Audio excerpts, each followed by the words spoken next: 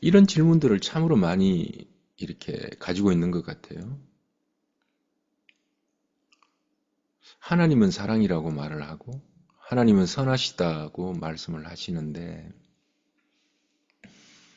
도무지 하나님의 성품이 느껴지지 않는다 라는 분이 상당히 많아요. 하나님이 선하신 분이시고 사랑이시고 하나님은 좋은 거 주신다는 것 알겠는데 느껴지지 않는다는 거예요. 좀 결론부터 말씀드리면 굉장히 쉬운 답인데 굉장히 어렵게 질문을 하고 있는 겁니다. 느껴진다라는 걸 우리가 말 그대로 한번 찾아가 보면 느낌이라는 건 감정이잖아요. 생각은 생각한다잖아요. thinking 하는 거잖아요. 그래서 느낀다. 감정이잖아요. 이 감정이라는 것은 오감을 통해서 들어오는 정보들 아닙니까? 손으로 만지고 보고 듣고 느껴지지 않는 건 가까이 가서 만지지 않으니까 안 느껴지는 거예요. 정말 많은 분들, 많은 신자들이 머리로는 알겠는데 안 느껴진다라고 말을 할 때 이 답은 의외로 이게 쉬운 곳에 답이 있다라는 말씀부터 드리고 싶어요. 이걸 조금 더 우리가 좀 과학적으로 풀어 들어가 보면 그 생각, 감정에 관련된 이야기를 이건 이제 새생명학교 때 나오는 이야기입니다. 그 생각은 언어화시키지 못하면 생각이 만들어지지 못해요. 그러니까 이게 말로 표현하지 못한 건 이게 생각이 만들어지지 않는단 말이에요. 여기서 이 언어화 시킨다라는 걸 조금 어렵게 얘기를 하면 개념화 시킨다라는 거거든요. 이게 무슨 말인가 하면 자, 레몬이 시다라고 말할 때 우리는 그게 이미 언어화 시킬 수 있잖아요. 레몬은 시다라고 말을 언어화 시킬 수 있죠. 근데 그게 개념화 되어 있다는 얘기는 레몬은 시다라고 말할 때 침이 나오는 머릿속에 이미 개념화 되어 있단 말이에요.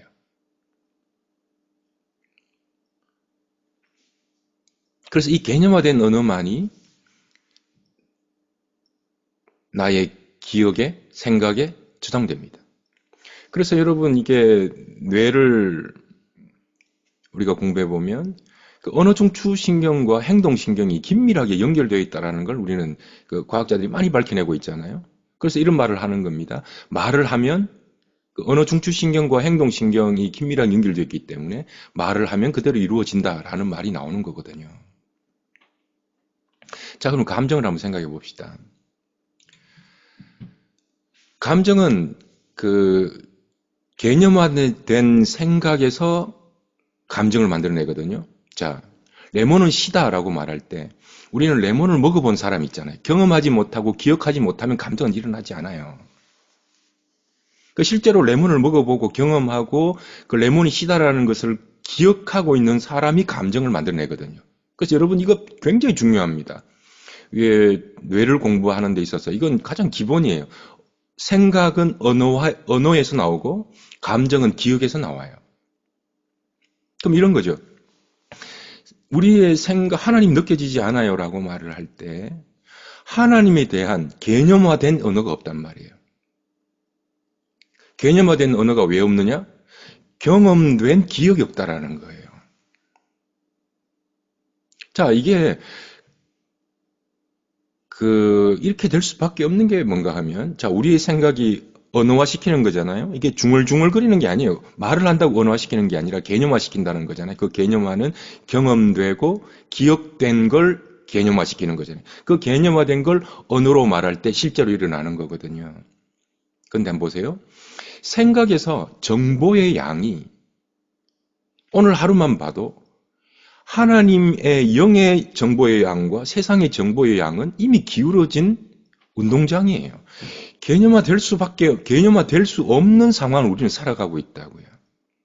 하루 종일 우리는 세상이라는 오감을 통해 문이 두 개가 있다 그랬잖아요. 오감을 통해서 세상을 받아들이고 양심을 통해서 영을 받아들이는 거잖아요.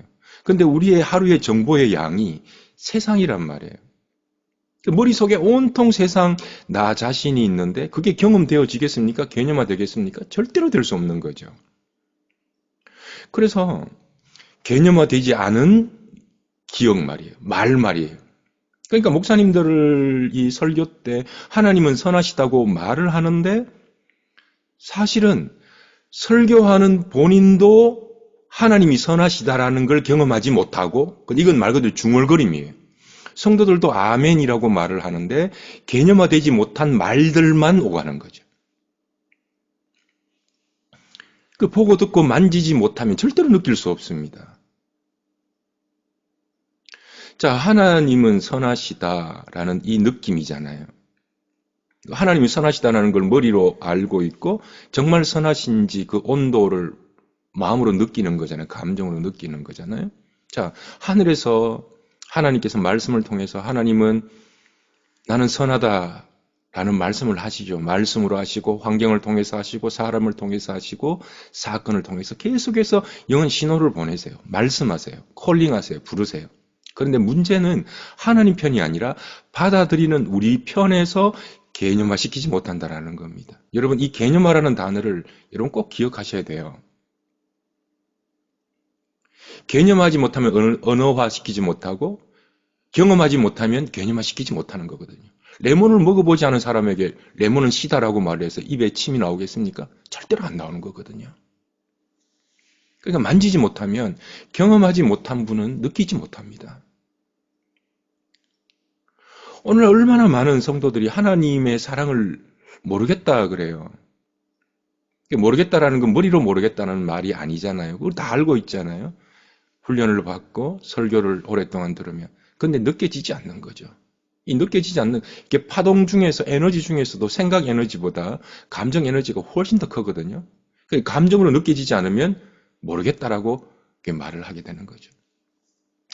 자, 이 세상을 향한 정보의 양과 현실 때문이라고 말씀드렸죠. 자, 그러면 우리가 만나는 이 세상 현실이 기본적으로 어떤 세팅 구조로 되어 있나요?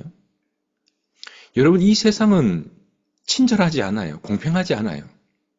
제가 지금 무슨 말씀을 드리려고 하는가 하면 하나님에 대한 오해를 만들어낼 수밖에 없는, 하나님은 선하시다. 오늘 이 하나만 한번 갖고 얘기해 봅시다.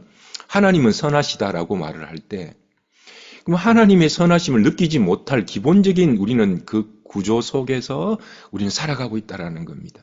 이 세상은 전쟁터죠. 경쟁 그 자체죠. 전쟁이다, 전쟁터다라는 말은 내가 어려워져도 세상은 나를 돌아보지 않는다라는 거예요. 여러분 이걸 많이 느끼죠? 여러분 인생이 정말 어려운 시간을 만났을 때 누군가 사람 딱 도와줘 보세요. 그 사람은 단순히 도움이라는 걸 떠나서 그 사람은 평생 잊지 못합니다.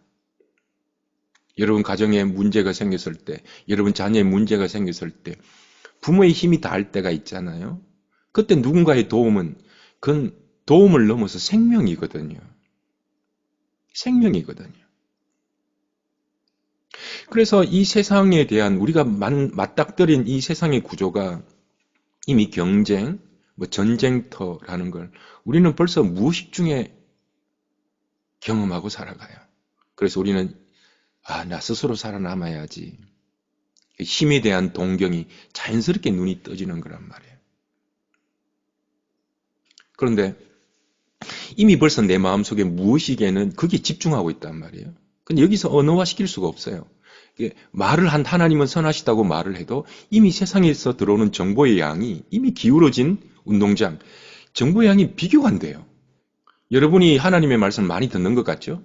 세상의 정보가 비교하면 비교가 안 돼요. 우리의 집중이 세상을 향해 있는데 하나님께 있지 않단 말입니다. 세상에 대해서 열려 있단 말입니다. 자기 자신에 대해서 열려 있단 말입니다. 나는 힘을 키워야 돼. 나는 살아남아야 돼. 여러분, 근데 한 번씩 우리가 양이 차지하는 언어, 이게 하나님은 선하시다. 그리고 이건 개념화되지 않고 경험화되지 않은 하나님은 선하시다. 이걸 중얼거림이라 그러거든요. 여러분, 이걸 기억하세요.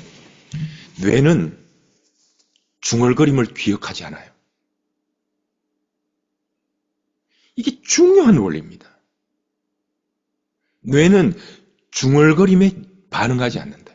개념화되고 경험된 그 감정의 에너지가 움직인 언어, 개념화된 언어만이 실제화되는 거거든요. 예를 들면 이런 겁니다. 기도를 하죠. 왜 기도 응답이 잘 안 되죠? 라고 말할 때 여러분 한번 이걸 꼭 체크해 보세요.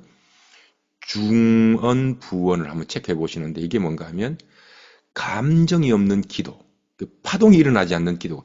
생각 파동이 크다 그랬습니까? 감정 파동이 크다 그랬습니까? 감정 파동이 크다 그랬죠. 근데 기도에 감정이 빠져 있으면 응답이 잘 일어나지 않아요. 그래서 성경은 이렇게 얘기합니다. 마음과 힘을 다해서 기도하라. 이미 우리는 무의식 속에서 세상은 공평하지 않다. 거기에 집중하고 있다고요. 선하지 않다는 의식이 벌써 내 속에서는 생긴 거예요.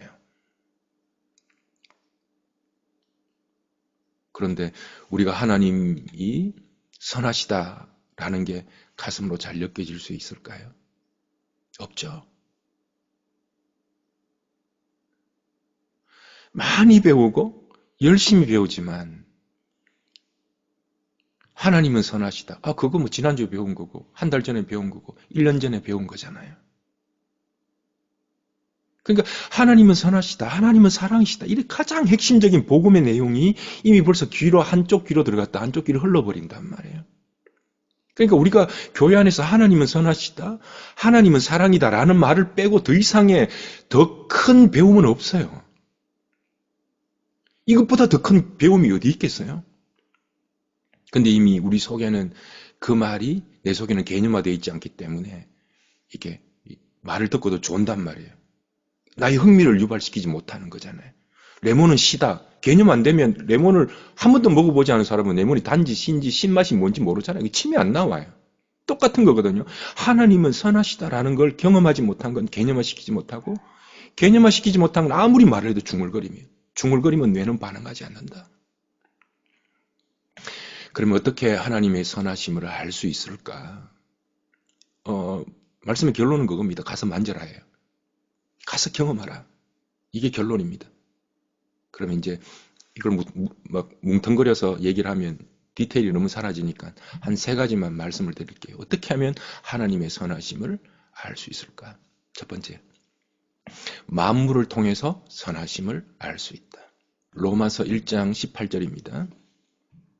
하나님의 진노가 불의로 진리를 막는 사람들의 모든 경건하지 않음과 불의에 대하여 하늘로부터 나타나나니, 그 불의로 하나님의 진리를 막는 사람들이라는 것은 뭔가 하면 혼으로 영을 막는 사람을 이야기해요. 진짜 도둑질을 하고 불의를 이런 개념이 아니고 로마서에 나오는 건 혼이 강한 사람, 육의 사람입니다. 이 육의 사람이 이렇게 묻습니다. 하나님이 어디 있느냐? 하나님을 보여준 적이 없으면서 어떻게 하나님을 믿으라고 하느냐? 하나님을 나타내 보여주지도 않았으면서 하나님의 선하심을 어떻게 느끼느냐? 보여줘야 알 것 아니냐? 이렇게 이야기하는 겁니다. 19절. 이는 하나님을 알 만한 것이 그들 속에 보임이라. 하나님께서 이를 그들에게 보이셨느니라. 20절 중요합니다. 창세로부터 그의 보이지 아니하는 것들, 곧 그의 영원하신 능력과 신성이 그가 만드신 만물에 분명히 보여 알려졌나니 그러므로 그들이 핑계하지 못할지어다. 만물이 분명히 보여 알려주셨습니다. 정말 많은 말들을 반복하죠. 하나님의 선하심을 어떻게 알 수 있느냐? 만물에 오늘 뭐라 그랬습니까? 신성이 깃들여져 있다 그랬죠. 신성, 신의 성품 아닙니까? 하나님의 성품이에요. 하나님의 성품. 하나님은 선하시다. 어디에? 만물이에요.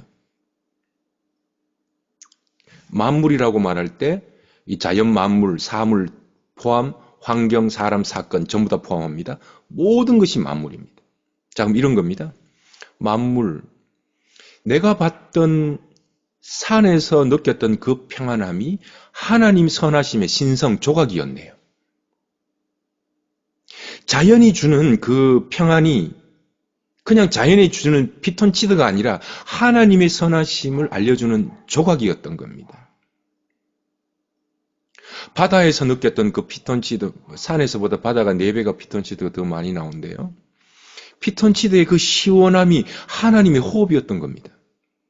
왜 우리가 힘들고 어려울 때, 인생살이 힘들고 직장생활이 힘들 때 휴가를 가잖아요. 물론 뭐 라스베가스가 호텔에도 가지만 자연으로도 많이 가잖아요. 이번에 이 얼바인이 너무너무 좋은 곳인지 정말 우리는 알아야 돼요. 너무너무 좋은 곳이 여기 천국이에요. 정말. 여기서 10분 15분만 가면 라구나 비치, 데나 포인트, 얼마나 이게 세계 이런 바닷가가 없어요. 앉아서 묵상기도 해봐요. 피톤치드 이게 어떤 휴가보다도 더 좋은 휴가예요. 그러니까 여기서 묵상기도 다른 사람들은 보거나 말거나. 그럼 마음속에 얼마나 시원함이 찾아옵니까? 이게 하나님의 성품의 조각인 거거든요. 자, 그런데 이 모든 만물, 자연, 환경, 사람, 사건에 하나님의 신성이, 하나님의 성품이, 신의 성품이 깃들어져 있는 거잖아요. 산이 나를 따뜻하게 받아준다. 이게 하나님의 성품을 느끼는 방법이에요. 바다에 그 시원함을 주신다. 하나님의 그 공의로움. 그런데 우리의 모든 관심은 만물, 환경, 사람을 만나는 현재에 없어요. 이게 의식이 늘 자기 자신을 잃어버려요. 관심이 그 자연 만물 속에 깃든 하나님의 성품에 관심의 초점이 맞춰져 있지 않고 모든 관심이 나에게 내 문제에 있기 때문에 현재를 잃어버려요. 나를 잃어버려요. 그래서 의식을 잃어버린다고요. 예를 들면 이런 예가 될까요? 이번에 최근에 딸도 왔다 가고 이게 한국에서 왔다 간 분들이 좀 있어서 또 이번에 샌프란시스코도 갔다 오면서 이번 지난달에 LA 공항에 조금 많이 갔던 것 같아요. 여러분 어떨지 잘 모르시겠지만 저는 LA 그 공항에 가는 게 굉장히 스트레스예요. 어떤 게 스트레스인가 하면 요즘 제가 이제 올해부터 좀 느낀 건데 이게 파킹이 잘 안 돼요. 자꾸 부딪히고 이게 감각이 이제 집사람 말로는 이제 늙어 빠졌다 이제 그 전문적인 용어로 늙어 빠졌다 그러더라고요. 이게 감각이 많이 떨어진 것 같아요. 그래서 이게 옛날에는 한 손으로 척척하고 이러면 후진도 잘하고 전진도 잘하고 잘 뺐는데 요즘은 이게 잘 안 되더라고요. LA 공항이 요즘 공항 거기 주차장 공사를 하면서 되게 복잡해졌잖아요. 근데 손님을 딱 태우잖아요, 거기서. 태우고 나오면 이제 제 차에 탄 분은 이제 오랜만에 봤기 때문에 타자마자 이제 막 말보따리를 막 풀어놓잖아요. 그 제가 공항에 나와서 이제 돈을 페이하고 길을 찾아서 고속도로 들어가기 전까지는 말이 귀에 들어오질 않아요. 뭔가를 막 맞지 않습니까? 맞지 않습니까? 막 얘기하는데도 귀에 들어오질 않아요. 언제 귀에 들어오는가 하면 고속도로에 진입하고 나면 뭐라 그랬죠? 이라고 이제 비로소 의식이 돌아와요. 제 모든 의식이 그 사람 말에 있지 않거든요. 우리가 사물을 보고 환경, 사람, 사건을 만날 때 하나님에 대한 퍼스펙티브, 의식이 없어요. 세상과 나에게만 관심이 있어요. 얼마나 자존심이 상한가, 얼마나 이익이 되는가, 얼마나 나와 친한가, 나의 감정에만 충실하거든요. 여러분, 감정에 충실하면 감정을 잃어버려요. 우리가 일상을 만나는 여러분 길을 갈 때 여러분 의식이 지금에 없잖아요. 그럼 여러분 길을 갈 때 옆에 있는 풍경을 못 봐요. 여러분 아침 출근할 때 이런 풍경 보입니까? 잘 안 보이잖아요. 여러분 우리 교회 앞에 교회 확 갔다가 확 빠져나가죠. 우리 교회 앞에 어떤 꽃들이 피어고 어떤 풀들이 피어 있는지 아세요? 우리는 때때로 만물 그러니까 우리 환경과 자연 속에서 사람과 사건 속에서 일어나는 하나님의 그 의식을 잃어버리고 살아요. 그걸 이렇게 말한다고요. 하나님이 느껴지지 않아요. 당연히 안 느껴지죠. 나를 잃어버렸는데 어떻게 느껴져요? 두 번째, 조금 생뚱맞은 이야기입니다. 짝을 잃어버리면 하나님의 선을 알 수 없다. 짝을 통해서 하나님의 선하심을 알 수 있다. 조금 어려운 개념을 써보죠.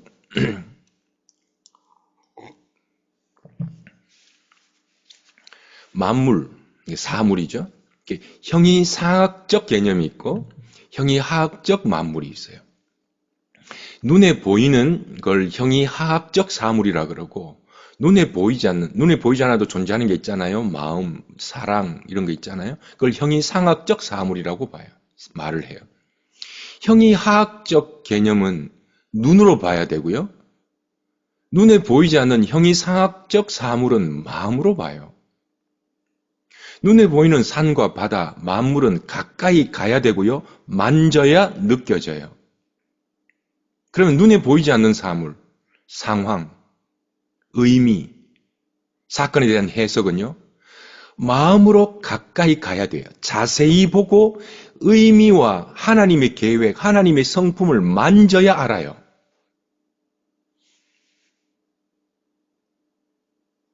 자, 이게 좋은 예가 될지 몰라서 혼자 제가 상상을 한번 만들어 봤습니다. 자, 이 그림인데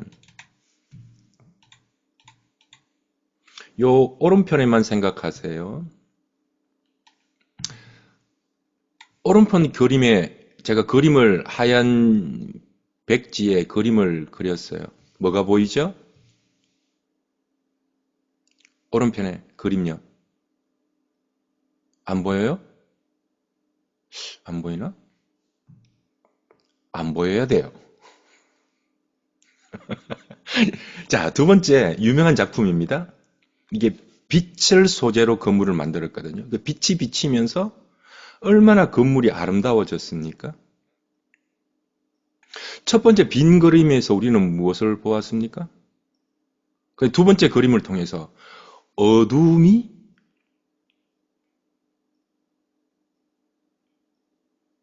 빛을 통해 나오니까 빛의 향연, 예술 작품이 돼요. 이 그림을 다시 이렇게 한번 설명해 볼게요. 하얀 그림을. 빛이 충만한 그림이다.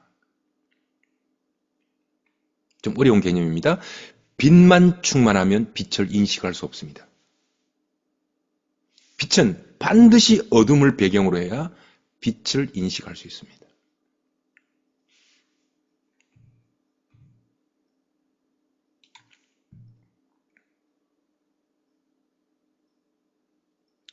이것이 빛과 어둠이에요. 깜깜하면 빛은 더욱더 선명해지는 법이고 죄가 더한 곳에 은혜는 더욱더 풍성한 법입니다. 하나님의 선하심을 어디서 느끼는 줄 아십니까?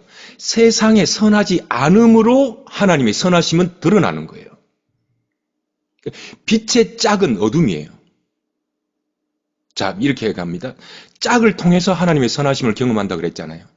여러분이 불안을 여러분이 제거하면 평안을 경험할 수 없습니다.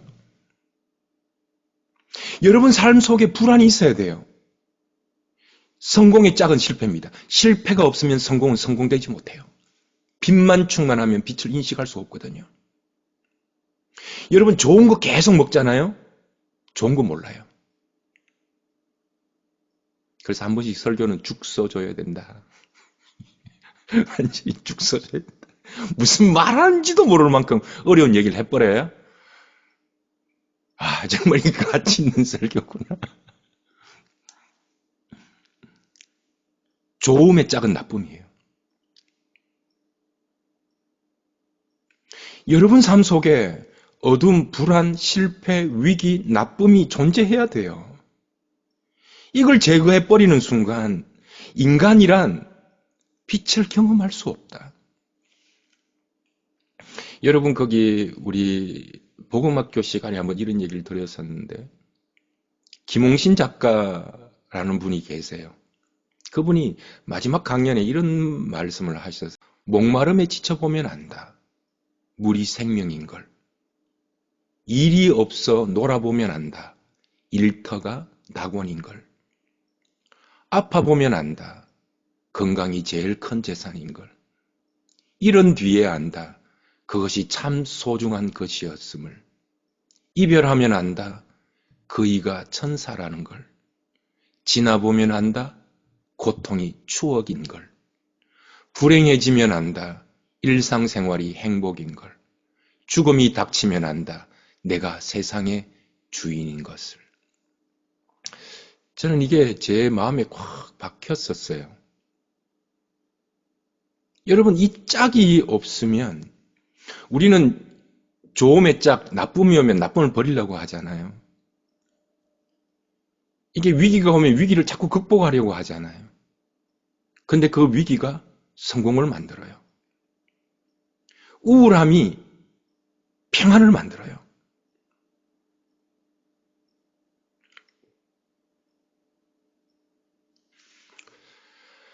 여러분, 사람은 마이너스를 통해서 플러스를 소망합니다. 이걸 철학적 개념으로, 동양 철학적 개념으로 이야기하면, 여러분, 양만 있으면요, 양의 기운만 있으면 세상 움직이지 않아요. 한국이 얼마나 위대합니까? 태극기 보면 파랑, 빨강 두 개 있잖아요. 음과 양이 같이 있잖아요. 근데 일본은 빨강 하나만 있어요. 제국주의 아닙니까? 그 불안한 거예요. 하나만 있는 거예요. 그 하나만 있으니까 일본 문화가 어떤 문화입니까? 이즘에 전체주의에 들어오지 않는 소수는 무시해버리잖아요. 우리 한국의 이 기본 동이족으로부터 온 이 한국의 이 정신은 그렇지 않습니다. 음과 양이 끊임없이 생성하고 소멸하면서 생명을 유지해 나가는 거거든요. 여러분, 실패가 없으면 자라나지 않습니다. 대부분의 사람들은 어떻게 하면 무기력 없앨까, 불안증 없앨까, 불행감을 없앨까라고 생각하지만 여러분, 거기에는 답이 없어요. 그거 없앤다고 되는 게 아니에요. 그거 무기력이 있어야 활발함, 생성이 나는 거거든요. 불만족이 있어야 만족이 오는 거거든요. 우리는 자꾸 그걸 없애려고 한다니까요. 이게 어려운 개념으로 선악나무 아래는 진리가 없다, 생명이 없다라는 말입니다. 선악나무가 있어야 생명나무가 있죠. 이 두 개가 낮이 있어야 밤이 있죠. 남자가 있어야 여자가 있죠. 우울함이 있어야 마이너스가 있어야 플러스가 있죠. 어떻게 하면 무기력, 우울함 없앨까? 이 질문 가지고 있는 이상 더 아파야 됩니다. 저주하는 게 아니라 우리의 유일한 방법은 그거 버려야 되겠다라는 마음을 버리는 것밖에 없습니다. 마지막 세 번째, 어떻게 하면 하나님을 느낄 수 있는가? 첫 번째는 만물을 통해서 하나님의 선하심을 느낄 수 있다. 자기를 잃어버리지 마라 그랬잖아요. 자기를 잃어버리고 하나님을 느낄 수가 없어요. 하나님의 신성이 온 만물에 다 분명히 알려줬는데 우리 자신을 잃어버려요. 두 번째, 짝을 통해서, 음과 양을 통해서만 하나님의 선하심을 알 수 있다. 세 번째는 말씀을 통해서 하나님의 선하심을 알 수 있다. 오늘 시편 3편을 읽었잖아요. 시편 3편은 다윗이 심리적으로 가장 슬픈 날 중에 하루일 거예요. 자, 한번 질문해 볼까요? 대답이 필요 없는 질문이에요. 다윗의 상사, 왕 사울에게 쫓길 때가 심리적으로 더 아팠을까요? 지금 3편을 쓰고 있는 아들 압살롬에게 쫓길 때 마음이 심리적으로 더 아플까요? 제가 아는 한 교수님이 계시거든요. 그분이 아들에게 두들겨 맞았어요. 그분이 교수 간톱 버리더라고요.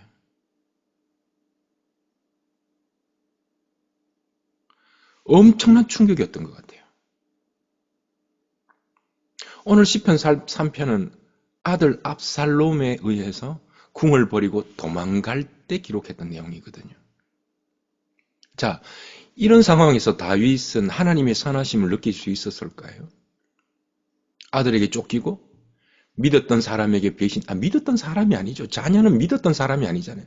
나의 분신이잖아요. 그러면 다윗의 인생 가운데 가장 슬픈 날, 가장 어두운 날이라고 해도 과언이 아닐 거예요. 그죠? 그래서 1편에 이렇게 말합니다. 여호와여 나의 대적이 어찌 그리 많은지요. 일어나 나를 치는 자가 많습니다. 나의 평안을 깨뜨리고 하나님의 선하심을 빼앗아가는 일들이 어찌 그리 많은가. 여러분, 우리의 삶 자체가 이미 우리에게 뭘 말해주는가 하면 세상은 불공평하다라는 걸 말해주잖아요. 그 세상을 살아내는 것만으로도 힘이 버겁잖아요. 근데 문제는 하나님에 대한 의심입니다. 정말 하나님이 내게 선하신 분이십니까? 오늘날 우리의 상황은 다르지만 질문과 비슷하지 않습니까? 많은 분들이 많이 배우지만, 많이 봉사하지만 하나님의 선하심을 느끼지 못한다는 거예요. 감정이 메말라 버린 세대. 나는 왜 하나님의 사랑이 느껴지지 않을까? 나는 많이 배우고 열심히 배우고 있는데 나는 왜 하나님이 느껴지지 않을까? 2절, 많은 사람이 나를 대적하여 말하기를 그는 하나님께 구원을 받지 못한다 하나이다. 많은 사람들이 너는 하나님께 구원받지 못했다라는 말을 하는 게 아니라 많은 사람들보다 더 많은 내 안의 의심들이 내게 말하죠. 하나님은 너에게 선하지 않아. 이게 우리는 무의식 중에 그 하나님에 대한 오해가 갇혀있던 것, 이게 가지고 있는 것 같아요. 우리는 매주마다 이걸 여러분들에게 선언하잖아요. 하나님은 사랑이시다. 근데 우리는 존재는 이렇게 말하는 거죠. 아니야. 세상은 내가 집착하고 욕심을 내야 돼. 라는 무의식 말이에요. 하나님은 공평하셔. 우리 무의식은 뭐라고 얘기합니까? 아니야. 내 것은 철저하게 내가 챙겨야 돼. 라는 마음 말이에요. 하나님은 선하셔. 아니야. 하나님은 선하지 않아. 내게 선하지 않아. 라는 왠지 모를 섭섭함, 오해. 하나님은 전지전능하셔? 과연 그럴까? 나의 이 신음에 하나님은 반응하기라도 하시나? 도와주시나? 이런 마음들 말입니다. 여러분, 하나님을 느끼는 방법 세 번째, 마지막으로 말씀드리면 다윗은 가장 어두운 순간에 말씀을 붙잡고 있다. 하나님을 느끼시려거든 말씀을 붙들어야 한다. 3절, 여호와여 주는 나의 방패시요 나의 영광이시요 나의 머리를 드시는 자다. 여러분, 이게 약간의 설명이 필요한데 이게 지금 다윗의 고백이 아니라 다윗이 지금 성경책을 읽고 있는 거거든요. 무슨 말인가 하면 다윗 당시에 읽을 수 있었던 성경책은 모세오경이 다윗 시대에 무슨 신약이 있겠습니까? 모세오경이 가장 대표적인 것 아닙니까? 율법책이죠. 이게 지금 다윗이 나의 방패라고 썼던 이 단어가 다윗이 썼던 말이 아니에요. 당시 모세오경, 토라, 율법책에 나오는 단어예요. 창세기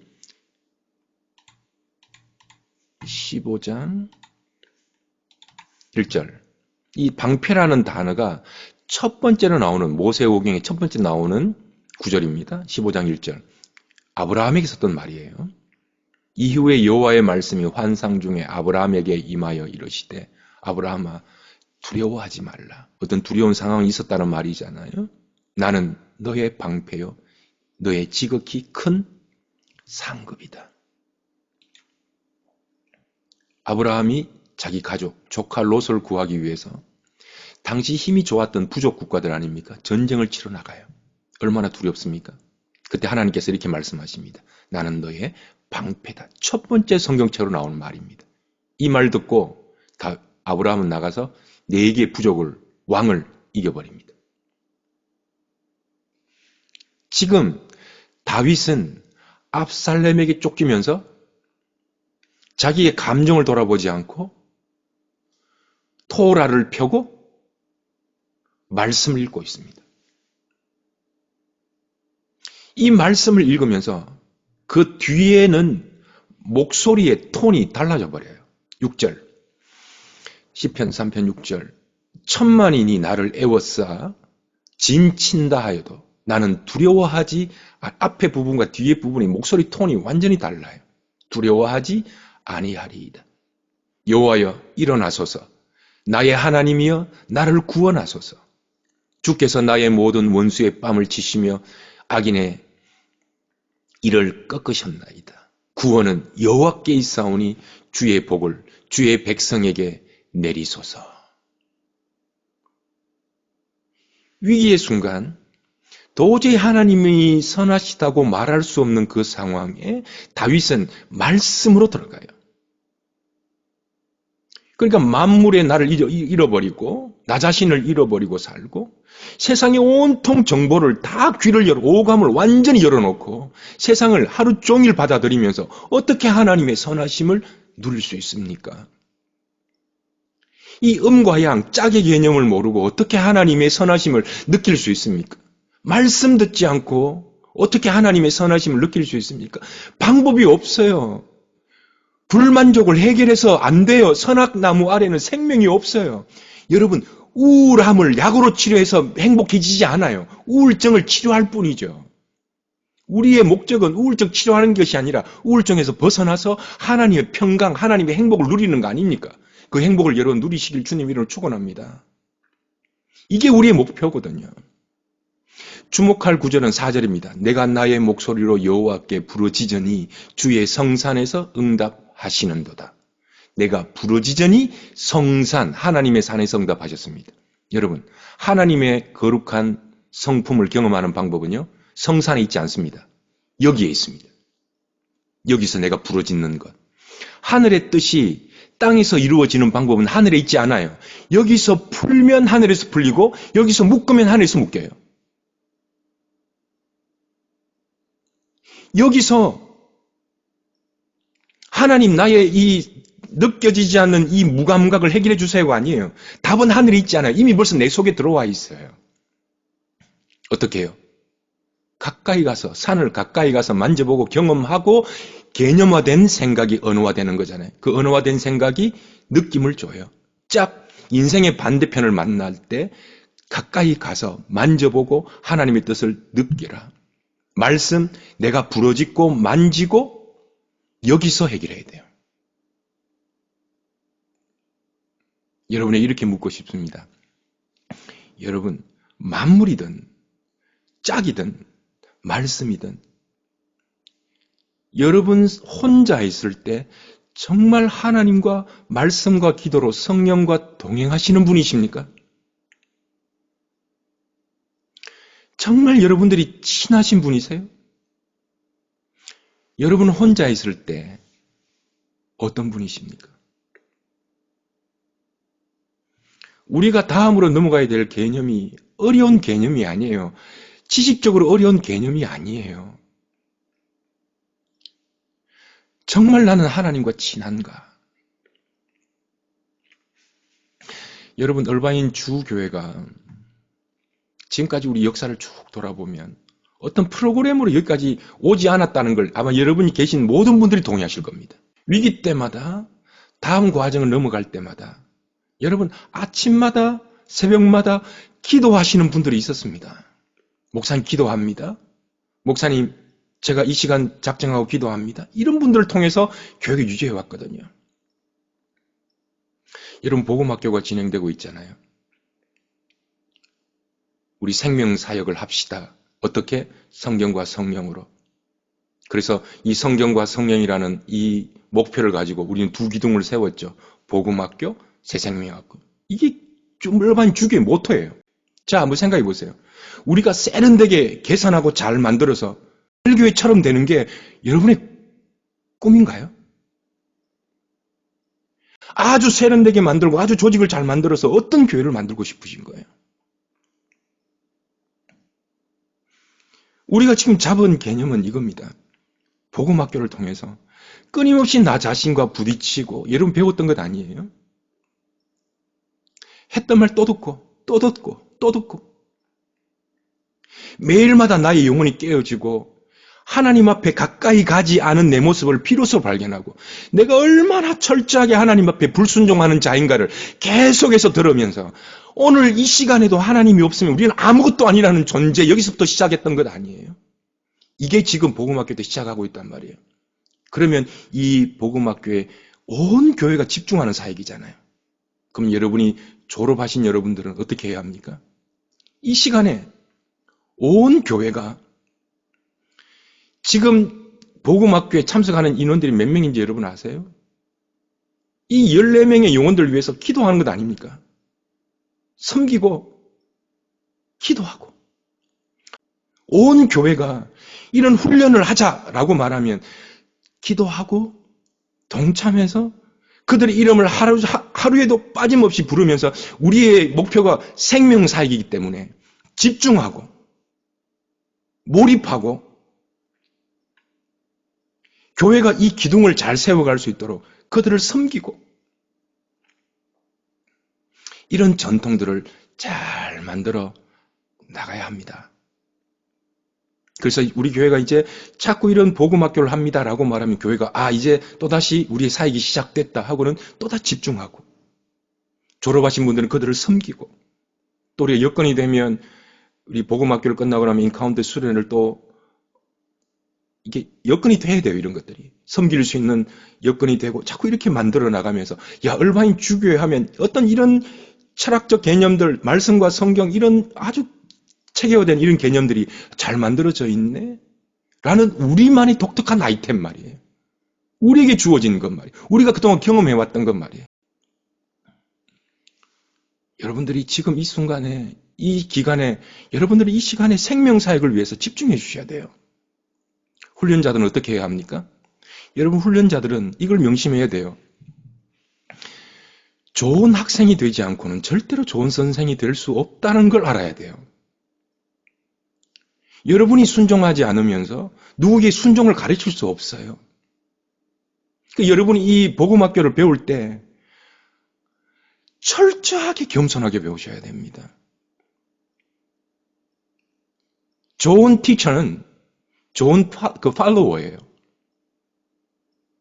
내가 열심히 배우고 겸손하게 배우지 아니하는데 내가 이제 누군가에게 너 나한테 순종하라고 어떻게 요구할 수 있습니까? 절대로 그럴 수 없는 거거든요.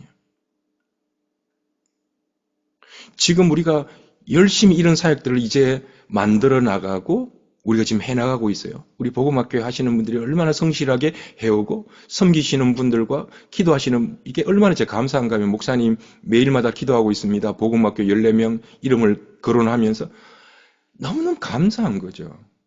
너무너무 감사한 거죠. 눈물이 날 만큼 감사한 거죠.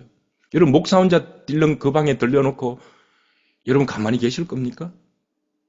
다 같이 생명사역 하자 그러면 온 교회가 집중하는 거잖아요. 교회가 이런 영적 루틴을 만들고 이걸 계속해서 우리가 만들어 나갈 때 현장에 가서 일어나고 있는 사건, 일어나고 있는 사람과의 만남들 이런 만물을 통해서 계속해서 가까이 가서 만지고 경험하고 가까이 가서 만지지 않으면 여러분 못 느껴요. 느낀다, 감정. 만지지 않으면 못 느껴요.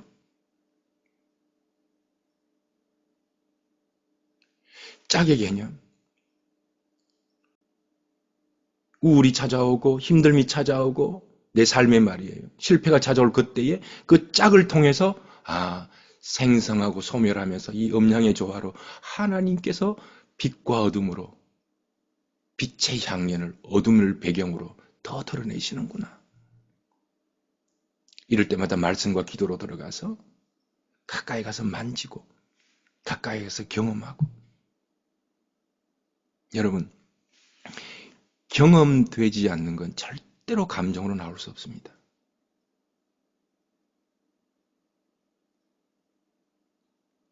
경험되지 않는 건 여러분 마음속에 머릿속에 생각에 개념화가 되지 않아요. 개념화가 되지 않은 말은 중얼거림이에요. 중얼거림은 뇌가 기억하지 않아요.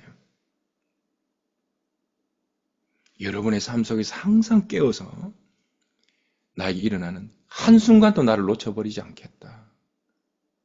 나에게 주어진 사건들. 단순히 기분 나쁘다, 자존심 상한다, 어렵다, 힘들다 이것만 여기만 집중하지 말고 그 속에 하나님의 뜻이 무엇이 있는가 양심을 열고 영을 받아들이세요. 오감을 열고 세상을 받지 말고. 여러분, 세상에 대한 정보가 너무 많아요. 인터넷 좀 줄이세요. 휴대폰 좀 줄이세요. 혼자 있는 시간을 가지세요. 그리고 짝이 올 때, 마이너스가 올 때 피하지 마시고 가서 가까이 만져보세요. 거기에 하나님의 뜻이 있습니다. 잃어보면, 아파보면, 어려워보면 그 양의 의미가 보여요. 그 속에서 하나님의 뜻을 발견하시고 하나님을 가깝게 느끼고 싶으시다면 하나님의 말씀 앞으로 나아가시기 바랍니다. 그래서 하나님은 선하시다, 하나님은 사랑이시다, 하나님은 공의로우시다, 이게 충만히 여러분 속에 일어날 수 있도록